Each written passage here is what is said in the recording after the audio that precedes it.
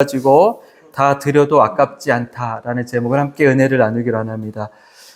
지난주 제가 설교 때 여러분 교회에서 가장 불편해야 될 게 사람 때문도 아니고 교회 환경 때문이도 아니어야 된다라고 말씀드렸습니다. 우리가 교회에 나오면서 가장 불편해야 될 것은 무엇이냐면 회개하라라고 하는 그 말씀 앞에서 내가 계속해서 불편하고 부딪힘을 받아야 된다라는 것이죠. 왜일까요? 이 회개하다라는 것은 단순히 내가 예 잘못했습니다라고 하는 것의 차원이 아니라는 거예요. 그래서 전적으로 내 삶을 부정하는 고백을 주님 앞에 드리는 것입니다. 어떤 부정일까요? 예, 제가 틀린 존재였습니다라고 고백하는 거예요. 내가 그동안 추구했던 목표들, 내가 그동안 추구했던 삶의 이야기들, 내가 살아온 모든 것들이 주님 앞에 서서 보니 맞는 것이 하나도 없습니다. 즉 자신의 송두리째 부정하는 것, 그것이 바로 회개라는 거예요. 그러면서 결국 고백하는 것이 무엇일까? 예, 나는 틀렸고 주님이 맞았습니다. 라는 것이죠. 근데 이 회개라는 것이 쉽지가 않아요. 왜 그럴까요? 우리가 누군가가 나에게 회개하십시오 그러면 우리 마음에 오르는 그 기질이 하나 있잖아요. 죄성으로부터 일어나는 기질인데 바로 반발심이에요. 어떤 반발일까요? 내가 뭘 그렇게 잘못했다고 나에게 잘못을 인정하러 가는가? 특히 저도 살아보면 그렇게 하나님 눈 밖에 크게 벗어나게 살아본 적이 없었던 것 같아요. 왜냐면 어릴 때부터 교회를 다녔기 때문에 만약에 내가 교회를 어릴 때 다니지 않다가 중간에 30대나 20대 후반에 40대 후반에 정말 기가 막힌 은혜로 하나님을 만났다라고 하면 내가 회개할 게 참 많을 것 같아요. 그런데 나름대로 어릴 때부터 교회 안에서 자라왔고 성장하다 보니까 그렇게 나는 크게 잘못한 것도 없고 잘못 살아온 것도 없는 것 같은데 회개하라고 한다고 하면 난 도대체 무엇을 회개해야 될까라고 하는 그 막막함이 있는 거죠. 우리도 그렇지만 정말 일반 모든 사람들도 똑같은 거예요. 당신 회개하십시오 그러면 이런 마음이 올라오는 거예요. 반발심이 뭐냐면 내가 틀렸다는 게 도대체 뭐냐? 내가 뭐가 그렇게 잘못했다고 나는 정말 나 나름대로 열심히 살았다라고 고백하는데 근데 나보고 틀렸다라고 하니 그게 맞는가라는 것이죠. 그러다 보니까 여러분 복음을 진짜 전하는 교회에는 사람이 오지 않아요. 왜 그럴까요? 사람이 오지 않을 수밖에 없는 이유는 사람에게 불편한 이야기를 하는 거죠. 당신 회개하셔야 됩니다. 당신이 틀렸음을 인정해야 됩니다. 당신 틀리게 살아왔습니다. 그렇게 이야기하는 거죠. 그런데 사람들이 이 회개하라는 말보다 원하는 건 무엇일까요? 나를 위로해주는 위로의 메시지. 또는 어떻게 하면 내가 지금보다도 더 복을 받아 살아갈 수 있을까에 대한 그 비결. 그러니까 교회도 어느 순간에 당신 회개하십시오. 우리 회개해야 됩니다. 주님 앞에 내가 틀렸음을 인정해야 합니다라고 하는 그 메시지가 나가는 게 아니라 우리는 어쩌면 그런 메시지 한 번에 9번의 위로의 메시지가 나가지 않을까.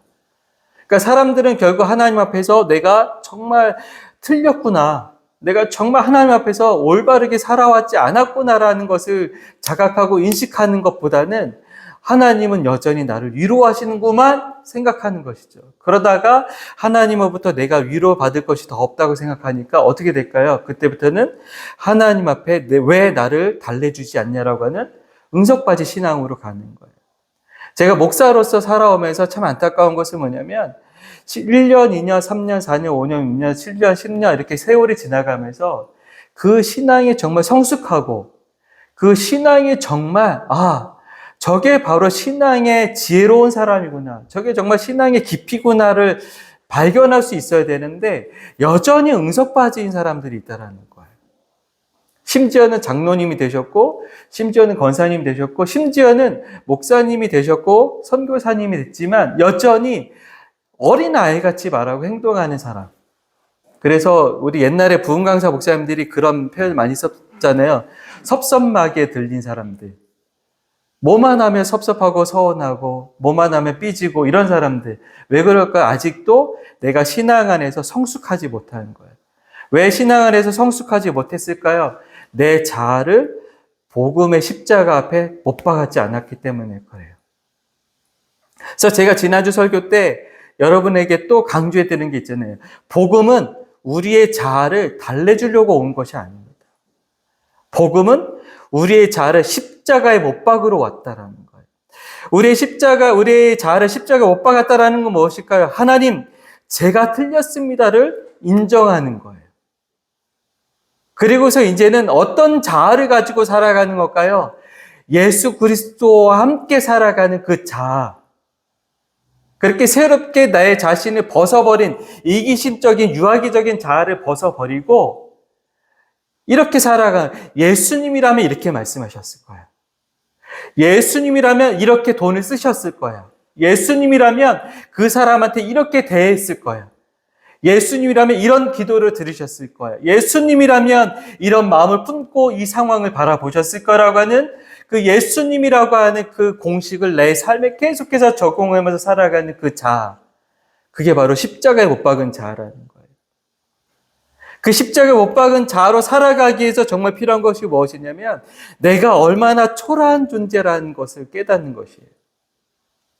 내가 얼마나 지혜롭지 못하고 내가 얼마나 어설픈 존재라는 것을 내가 자각하는 것. 그것을 성경은 우리에게 이렇게 얘기해요. 겸손한 사람. 그래서 저는 여러분에게 이렇게 말씀드리고 싶어요. 누가 정말 복이 있는 사람인가? 예수를 만난 사람이다. 누가 정말 복이 있는 사람인가? 예수의 십자가의 못 박음 속에 내 자아도 못을 박은 사람. 그럼 누가 그런 사람이 있을까? 겸손한 사람이 바로 그럴 수 있다는 거죠. 오늘 우리가 함께 본문에 보면 이 두 사람이 등장하죠. 한 사람은 바리새인 시몬이 등장하고 한 사람 이름도 나오지 않은 죄인이라고 한 여인이 나와요. 근데 여러분, 제가 이 설교의 결론을 먼저 좀 하나 말씀드리면 그 당시에 똑똑하다고 하던 바리새인 서기관 율법학자들은 끝까지 예수님을 믿지 않았어요. 왜 그랬을까요? 그들은 죽어도 자기가 틀렸다는 것을 인정할 수 없었어요. 예수를 인정하는 순간 그것은 곧 자신들의 인생 전체를 부정당하는 것이기 때문에 그래요. 그런데 여러분, 예수님이 오늘 본문 7장 전체를 통해서 우리에게 해주시는 말씀이 무엇이냐면 얘들아 보아라. 과연 이 바리새인과 서기관과 율법학자들, 소위 똑똑하다고 지혜롭다고 여기는 이 사람들이 정말 지혜로운 사람인가? 아니면 누가 지혜로운 사람인가를 정확하게 보라고 말씀해 주시는 게 바로 7장의 이야기라는 거예요. 이제 좀 더 들어가 보면 바리새인 시몬은 예수님을 어느 날 초대해요. 그런데 그의 행동을 자세히 보면 당연히 자기 집에 초대한 손님에게 행해야 할 일을 하지 않아요. 이 당시의 문화가 뭐였었냐면 손님이 우리 집에 오면 그 사람에게 발 씻을 물을 줘야 돼요. 그리고 입을 맞추면서 환영을 해줘야 되는 것이죠. 근데 오늘 본문에 보면 예수님이 그런 얘기하시죠. 너 시몬은 나를 초대해 놓고서는 나에게 발 씻을 물도 주지 않았고 나에게 입도 맞추지 않았다. 이 말은 무엇일까요? 이 바리새인 시몬이 예수님을 초대한 이유는 분명하게 그를 초대하는 것이 아니에요. 어쩌면 이런 마음일 거예요. 한 번쯤 불러서 그가 정말 예언자인지 아닌지, 그가 정말 괜찮은 사람인지 아닌지를 내가 한번 테스트해 보겠다. 내가 한번 가늠해 보겠다라는 것이죠. 다시 말하면 내가 무릎 꿇어야 주님으로서 예수님을 초대한 것이 아니라는 거예요. 그런 바로 환경 속에서 갑자기 불쑥 초대받지 않은 한 여자가 딱 등장합니다. 이 여자의 이름은 등장하지도 않아요. 그래서 많은 사람들이 이 여자의 이름이 무엇일까 해서 혹시 막달라 마리아가 아닐까라고 생각하는데, 그러나 대부분의 성경학자들이 내린 결론은 뭐냐면 이름 없는 여인, 유추할 수 없는 여인. 그런데 이 여인 앞에 형용사가 하나 붙죠. 어떤 여인인가요? 죄 많은 여인. 그 당시에 모든 동네 사람들이 보면 다 아는 여인. 그래서 우리가 조심스럽게 추측하는 것은 아마 이 여인은 창녀가 아니었을까. 이 당시에 여자가 지을 수 있는 가장 큰 죄는 창녀였기 때문에 아마 그런 죄를 지었지 않았을까라는 거예요. 그런데 어쨌든 그 여인이 이 바리새인 시몬의 집에 불쑥 찾아 들어왔어요. 그럴 때 이 바리새인 시몬이 마음이 굉장히 불쾌해집니다. 왜 그럴까요? 어떻게 저런 더러운 여자가 내 집바닥을 더럽힐 수 있을까? 내가 초대하지도 않았는데 쓰그머니 어떻게 저런 더러운 여인이 내 연에 들어왔을까 하면서 또 하나 생각하죠. 예수가 진짜 선지자라면 저 여자가 누군지 알겠지. 그러면 가만히 있지 않을 거야. 나와 같이 똑같이 저 여인한테 타박하며 쫓아낼 거야 라고 생각하는데 정작 예수님은 가만히 계셨다라는 거예요. 저는 이 말씀을 묵상하면서 자기가 옳다고 믿는 사람들의 무서움을 저는 보게 됩니다. 여러분, 내가 옳다고 확신하는 사람들, 또는 내가 똑똑하다고 하는 사람들의 특징은 뭐냐면 남을 인정하지 않고 받아들일 틈이 없어요. 뭐만 있을까요? 남을 판단하는 잣대만 날카로운 거예요. 이 바리새인 시몬이 이 여인에게 보여준 태도, 그리고 예수님에게 보여준 그 공통된 태도가 뭐냐면 그 사람을 받아들이고 인정하고 그 사람과 함께 이야기하고자 하는 것이 아니라 그 사람을 판단하는 잣대만 날카로운 사람이라는 거예요. 여기서 오늘 우리가 다시 한번 짚어봐야 될 게 뭐냐면 이 당시에 바리새인들이나 율법학자들은 가장 지혜로운 사람이라고 여겼어요.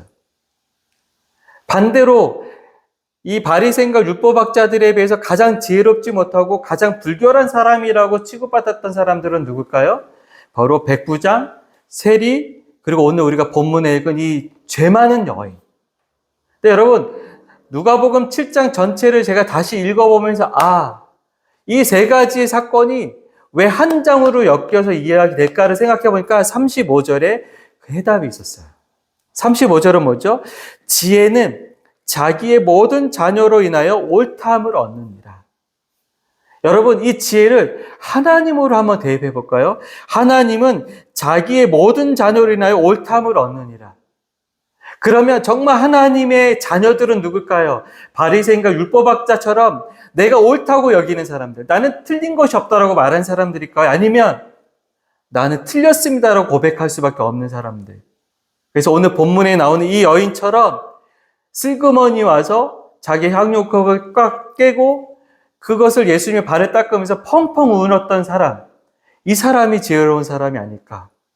그래서 누가복음 7장 35절을 통해서 이 사도 누가는 우리에게 이렇게 얘기해 주는 거예요. 바리새인과 율법학자가처럼 지혜롭다고 내 삶을 부정하고 싶지 않은 사람들은 하나님의 자녀가 될 수 없습니다. 그러나 하나님은 자기의 모든 자녀들, 백부장, 세리, 바로 이 죄 많은 여인을 통해서 옳다함을 얻으시는 분입니다. 라는 것을 이야기해 주는 거예요. 여러분, 성경은 우리에게 지혜로운 자가 되라고 얘기를 해요. 지혜로운 자가 됐다는 것은 뭐냐면 공부를 많이 하는 자가 아니라 이것입니다. 내가 틀렸고 예수님이 나의 유일한 옳음, 즉 의가 되셨음을 알아보는 눈. 그게 바로 지혜라는 거예요. 사람들은 이 여자를 행실이 불량한 여인이라고 손가락질했어요. 그리고 지금은 향후 옥합, 그 당시로 말하면 굉장히 비싼, 어쩌면 이 여인이 평생 자기가 험한 일 하면서 조금씩 모아서 샀던 그 옥합이었을 것 같아요. 제가 자료를 찾아보니까 이 당시 하나의 재테크였다고 해요. 향유와 그 향유를 담는 옥합을 사는 것이 하나의 재테크였다고 해요. 그거를 내가 갖고 있으면 시간이 지나도 이것은 결코 감가상각이 없었다고 합니다. 어쩌면 이 여인이 할 수 있는 내 삶의 전부를 다 인생을 모은 거예요. 내 인생의 전부를 한순간에 예수님 앞에 팍 깨트리는 것만큼 어리석은 짓은 없죠. 그런데 이 여인들을 향하여서 예수님이 이렇게 얘기합니다. 너는 참으로 복 있는 여인이다 라고 얘기하시는 거예요. 왜 그럴까요? 사람들은 어리석다고 하고 손가락질하면서 왜 그 향유를 깨트려서 허비아니라고 하지만 그러나 이 여자는 바로 가장 누가복음 7장에서 나오는 지혜로운 사람 중에 한 사람이었다는 거죠. 어떤 지혜일까요? 내 전부를 다 드려도 아깝지 않은 그 분이 바로 내 앞에 있음을 보았던 그 눈을 가진 사람이었다는 것이죠. 여러분, 예수님이 이런 얘기 하시죠. 그 시몬에게 혀를 끄끄차면서 이 여인 어리석은 짓을 하는구나 라고 하는 이 시몬을 향해서 예수님 하시는 말씀이 우리가 굳이 이 데나리온이 얼마이고 지금의 가치가 얼마이고 이거 필요 없어요. 중요한 게 뭘까요? 500데나리온과 50데나리온 중에 빚을 탕감받은 사람 중에 누가 더 큰 은혜를 받은 자냐? 이거는 2 더하기 2는 4입니다처럼 너무 간단한 거예요. 다시 말하면 죄가 클수록 뭐가 클까요? 은혜가 크다라는 거예요. 그런데 은혜를 크게 베푸셨는데 그 크게 은혜를 베푸신 하나님 앞에 어떻게 저런 사람도 구원받을 수 있습니까? 어떻게 저런 사람도 은혜를 베푸십니까? 하는 이들에게 예수님이 하시는 말씀이에요. 죄가 큰 곳에 은혜가 크다. 그래서 많이 탕감받은 자에게 더 그 은혜가 크다. 그리고 그 사람은 어떤 사람이 된다고 예수님 말씀하시죠? 자기를 더 크게 사랑하는 사람이 된다라는 거죠. 여러분, 찬양하면서 감격스럽고 찬양하면서 은혜가 되는 이유는 그 가사가 아름다워서가 아니라고 생각합니다. 왜일까요? 내가 하나님 앞에 받은 그 탕감된 것이 얼마나 놀랍고 아름다운 것인지를 내가 알다 보니 눈물이 멈추지 않는 거죠. 누가 말리지 못하는 거예요. 주님 앞에 내가 눈물을 흘리는 거 억지로 눈물을 흘릴 수 없어요. 근데 왜 눈물이 날까요? 내가 주님 아니었으면 탕감받을 길이 없었다라는 것을 아는 것. 내가 주님이 아니었으면 그냥 이대로 망할 수밖에 없었다라는 거 아는 것. 내가 주님이 아니었으면 그냥 이대로 죽어도 망해도 누구 하나 몰랐을 거라는 거 알기 때문에. 그런데 내가 주님이 나를 살려주셨구나. 근데 주님이 나를 다시 품어주셨구나. 주님이 나를 다시 일어서게 하시는구나라는 것을 내가 아니까 내가 드릴 수 있는 것은 눈물밖에 없습니다라는 거죠. 어쩌면 이 여인이 주님께 드리고 싶었던 마음이 그 마음이었을 거예요. 이 여인이 정말 드리고 싶었던 것은 자기의 눈물이었었어요. 근데 그 눈물을 표현하고 싶은 게 향유였을 거예요. 예수님이 이 여인이 자기에게 향유를 팍 깨뜨렸을 때 그 향유가 온 방 안에 탁 퍼졌겠지요. 그 아름다운 향이 쫙 퍼졌을 때 예수님이 받으셨던 건 그 향유의 냄새가 아니었을 것 같아요. 이 여인의 그 눈물을 받으셨을 것 같아요. 그리고 이 여인은 어떤 것을 경험했을까요? 한량없는 은혜, 갚을 길 없는 은혜, 나를 둘러싼 그 향유와 같은 냄새와 같이 나를 둘러싼 그 은혜를 이 여인은 경험했을 거라는 겁니다. 여러분, 우리가 주님께 드리는 시간과 물질과 마음이 아깝게 느껴질 때가 있으시는가요? 제가 만났던 분 중에 지금도 잊지 못하는 분인데 그분이 저에게 해줬던 얘기 때문에 그래요. 자신의 부모님이 사업에서 망했다고 합니다. 그러면서 그 형님이 사업에서 부모님이 망했을 때 제일 먼저 한 행동이 뭐냐면 교회로 갔대요. 그래서 기도하러 갔겠구나 라는 거를 생각했는데 반전이 있었어요. 교회에 가서 장로님한테, 재물을 담당하는 장로님한테 그동안 자신의 부모님이 낸 헌금을 되돌려달라고 때를 썼다고 합니다. 우리 집은 이렇게 망했는데 그러면 교회가 도와줘야 되는데 어떻게 남 몰라 하냐면서 우리 부모님들이 그동안 낸 11조 헌금 다 돌려달라고, 그리고 우리 부모님이 사놓은 저 피아노 당장 팔으라고 그렇게 때를 썼다라는 거예요. 여러분, 오죽하면 그랬을까라는 마음도 들지만 한편으로는 우리 마음에도 그런 마음이 있지 않을까. 주님께 드리는 이 시간, 주일마다 드리는 시간, 주님께 드리는 어떤 물질, 주님께 드리는 어떤 마음, 이런 모든 것이 때때로는 아깝게 느껴질 수도 있다라는 것이죠. 근데 여러분, 애당초 주님은 우리에게 무엇인가를 받으실 필요가 없으신 분입니다. 애당초 주님은 우리로부터 무엇인가를 요구하시는 분도 아니에요. 주님이 뭐가 부족해서 우리에게 무엇을 받기를 원하시고 요구하시겠습니까? 그럼에도 불구하고 주님께 우리의 시간과 물질과 마음을 드린 이유는 이거예요. 내가 완전히 틀렸음을 알기 때문에. 내가 완전히 틀렸으나 나를 다시 살려내신 그분의 오름, 그분의 의를 위해서 나는 모든 것을 다 걸 수 있다 라고 하는 고백이 내 마음에 살아있는 거예요. 여러분, 애당초 예수님도 이 여인에게 무엇인가를 기대하지 않으셨어요. 향유를 자신에게 붓기를 원하시진 적도 없어요. 그러나 이 여인은 자신이 틀림을 옳음으로 고쳐주시는 분 앞에 자신의 모든 것을 다 쏟아 부었다라는 거예요. 그리고 그 쏟아 부음의 결론이 무엇일까요? 오늘 50절을 볼까요? 예수님께서 여인에게 이렇게 말씀하십니다. 내 믿음이 너를 구원하였으니 평안히 가라. 여러분, 이 장면을 한번 다시 상상해 볼까요? 여인은 지금 자신이 가진 모든 것을 다 쏟아 부어버렸어요. 어쩌면 이 여인은 이제 빈털터리가 되었을 것입니다. 미래를 위해 준비해둔 소중한 미천을 예수님의 발 위에 다 쏟아 부어버렸어요. 그런데 예수님은 그녀에게 굳이 이렇게까지 할 필요가 없지 않았는데 라고 말씀하시는 것이 아니라 오히려 평안히 가라라고 얘기하세요. 참 역설적이지 않나요? 다 드렸어요. 다 허비한 것 같은데 오히려 주님은 평안히 가라고 말씀하십니다. 왜 그럴까요?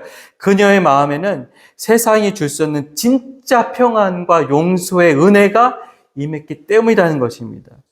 즉, 이 여인은 향유 옥합보다 훨씬 더 귀하고 귀한 구원이라고 하는 옥합을 새롭게 받은 여인이 되었다라는 것이죠.